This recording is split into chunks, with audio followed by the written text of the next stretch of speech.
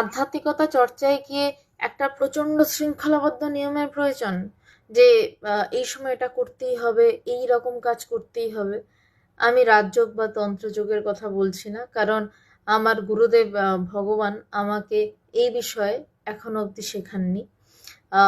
আমাকে তিনি যেটা শিখিয়েছেন সেটা জ্ঞানযোগ এবং অদ্বৈত বেদান্তের পথ এবং ভক্তিযোগের কিছু অংশ তো বটেই। তো এই দুই ক্ষেত্রেই যদি বলেন যে অদ্বৈত বেদান্ত তো সবকিছুর পারে, তাহলে তাতে নিয়ম নিষ্ঠার কি প্রয়োজন?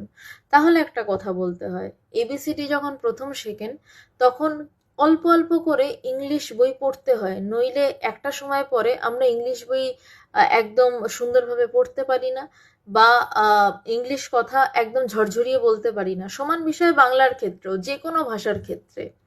সেক্ষেত্রে অদ্বৈত বেদান্ত চর্চার ক্ষেত্রেও যেখানে সব বাদ দিতে হয়, সেক্ষেত্রেও প্রাথমিক যখন সাধক তার সাধনা শুরু করছে, একটা নির্দিষ্ট নিয়ম, অন্তত দিনের 8টা ঘন্টা সময় ঈশ্বর চিন্তার জন্য, আত্মচিন্তার জন্য, ধ্যান ধারণার জন্য রেখে দিতে হয়। ভক্তিযোগের ক্ষেত্রেও একই কথা।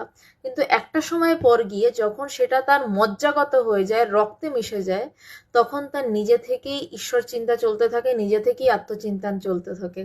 সেই একটা সময়ের পর, সেই পর্যায়ে পৌঁছানোর পর আর নিয়ম নিষ্ঠার কোনো প্রয়োজন হয় না।